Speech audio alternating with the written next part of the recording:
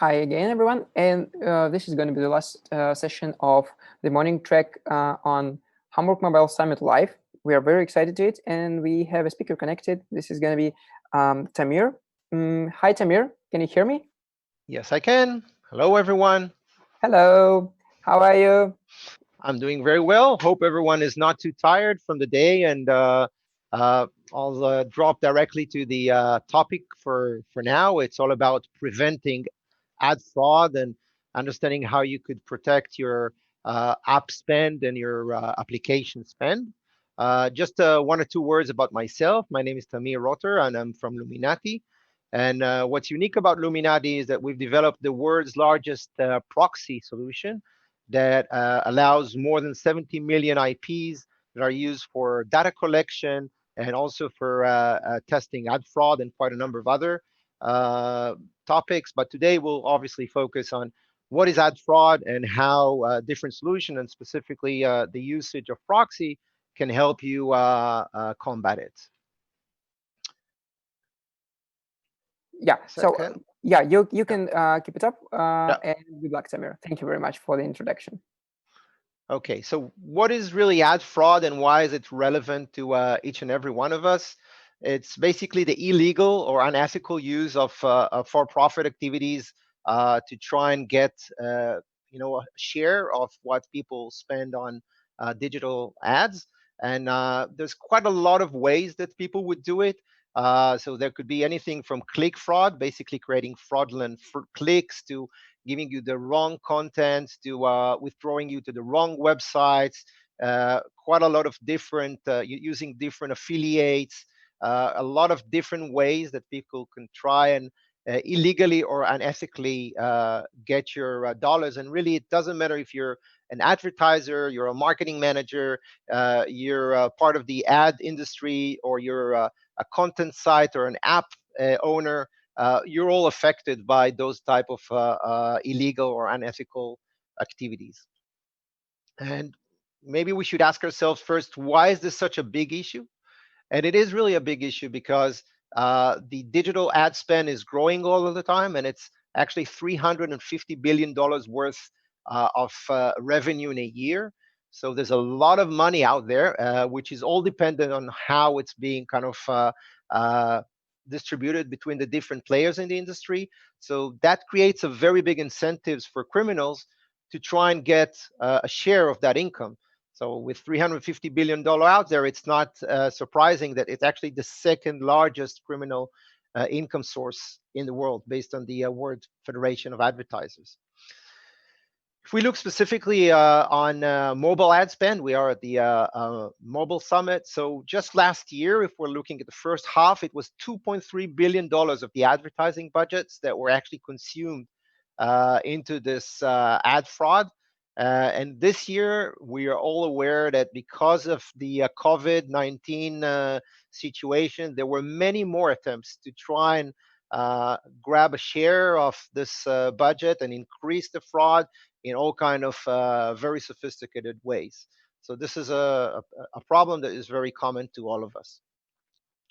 Some people may look at ad fraud as something that is very much to do with the advertisers. They have a budget and they obviously want to make sure that their budget is getting the right type of clicks from the right geographies, etc. And it's probably not a big issue if you're a content owner, a content site owner, if you have an app, if you are running an ad network, maybe even you're very happy that there's more clicks out there and you could make more money. But in fact, this is not true, because not only the advertisers want to make sure that the uh, clicks they pay for are really the real clicks that they need, and they want to get a right ROI for it. It's also, if you as an ad network is committed to providing certain type of clicks from certain types of ads with certain compliance limitations or geo specific limitations, your reputation is at risk if this is not what's happening.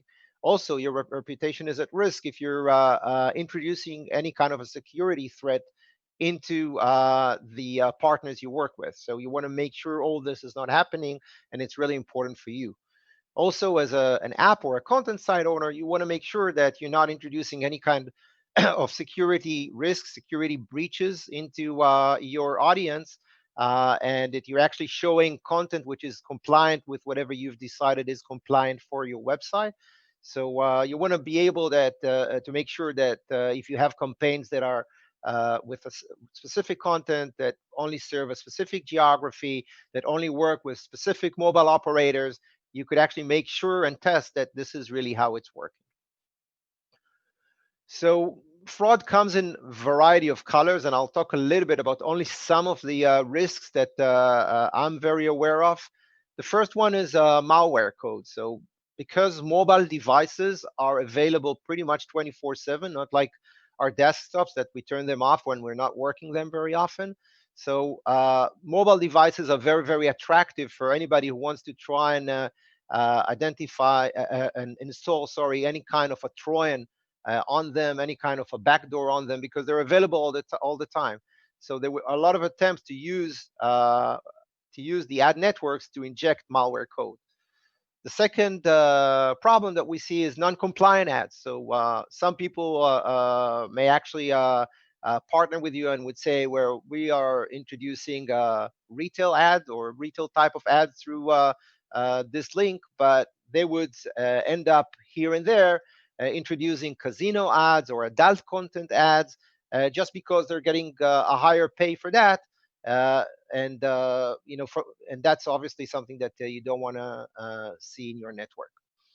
The third one, which is also very common, is fraudulent traffic. So you would have people giving you real clicks, but there would be clicks coming from a country like Bangladesh or India, while your campaign should only serve the US or Western Europe, or there could be some manipulation of the geo split. So you want to make sure that the clicks are really coming from the right geography, and you're paying maybe the higher rate per click for really higher value geographies.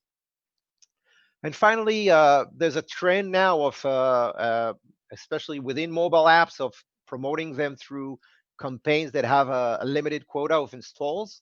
So what happens very often is that you would actually get a click from within your network, within your content site, directed into those type of campaigns. But because the quota has already been met, you're actually getting into the landing page, but you're not really getting paid for it. So you want to try and make sure that every click you bring down your network is really a click that you can really get paid for. In terms of the approach you could take in order to tackle the ad fraud problem, it can actually be either an in-house if you're big enough, if you have the resources, or there's a lot of third parties that can help you with that. A lot of companies that can provide either a full service or part service in order to test and verify the security and authenticity of your campaigns. And you can really choose whatever suits you, depending on your risks, depending on your skills, etc. There's also a lot of different technologies out there for looking at the risk of ad fraud, and there's probably room for all of them, because each one of them kind of caters for a different part of the fraudulent attempts that we see out there. So they really kind of complement each other. So how do you stop ad fraud? We believe that the best way to look at ad fraud, understand it, and identify it is really uh, trying to understand how somebody who's a criminal would behave. And how would they try to look at you, testing them and trying to verify whether they do something which is improper, illegal, or not.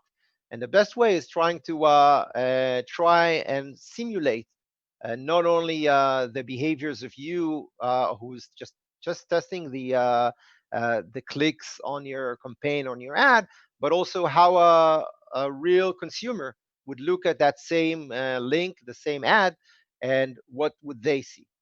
And I will explain. So a lot of people say, well, if I have something running through my ad network, then I could simply go from my IP and look at that ad and click that link, and it would give me the right type of content back, so it all looks very, very nice. And if I need to even test it for a different geography, then instead of using my IP, I will just use any kind of a proxy server, a data center proxy server. And then as a result of that, I would be able to be in another geography and test whether the ad is working as expected or not. And obviously, that's exactly what the malicious advertisers would expect you to do. So they are able to manipulate the way they work in a way that if they understand that it's coming from your own IP or it's coming from any kind of a data center IP, they don't risk anything. They will just show the ad that you are expecting them to see, to show, and nothing would really change there. However, if they would understand that there's a consumer at the other side that's coming from a real IP somewhere at their homes, then they see that as probably a lower risk type of interaction, and they could either show the wrong ad or expose them to a virus or whatever it is they're trying to do. And really, the approach to try and do that is to act exactly like these consumers. And this is what a proxy, a consumer or a residential proxy network allows you to do. So we have gotten the consent of more than 70 million consumers to use their IPs for various web traffic, including the testing of ads. And with the use of those IPs, you look exactly like a consumer. So if a consumer is likely to see a virus or improper ad or whatever it is, you would be able to see exactly the same. And that's probably the best way to uncover a digital ad fraud. So a little bit more details on that. You start such an ad fraud discovery by getting into exactly the same conditions as your target audience. So it's all about trying to think who your target audience is, from what sites, from what locations they are likely uh, to use your or to click on your ads, and simply trying to go through the same digital journey they are doing manually in order to understand, as I explained, what are they seeing versus what they are expected to see. So because you're using residential IPs, residential proxy IPs, you look exactly like a consumer, and then you're likely to see exactly the same risks or the same fraudulent attempts as those type of consumers. Once you've seen that working on a limited scale or manually, the next thing is really to try and look at all your traffic across all your campaigns and to automate that. So a lot of those things might work well for a certain time frame, but then that may change within an hour or within a day. So you could probably, as a next step, go into automation and run automatically all those tests on an ongoing basis in order to understand the risks of ad the risks of ad fraud as they develop or as they emerge over time. Obviously, if you do that and you do that automatically and 24/7, then you are much less likely to waste a lot of your dollars on improper ad spend, improper fraud coming from those type of attacks or risks. Let's look at one of our customers. I think a lot of you might know them. Exa Group is one of the largest ad ad industry players in Europe, at least. And they offer a lot of different services, from ad exchange, advertising affiliates, mobile content monetization, advertising campaign scanning as a service. And really, before they worked with us, they really had a challenge of how can they cover all the different fraudulent attempts. How can they test for the right geography? How can they test for the right content? How can they test for security? And as a result of using us constantly for both manual tests as well as automatic tests, they have shared the quote that all of you see here. So in terms of the bottom line, if you do it right, you get the right security, you get the right reliability, and you're protecting yourself from ad fraud. You're protecting your own revenue.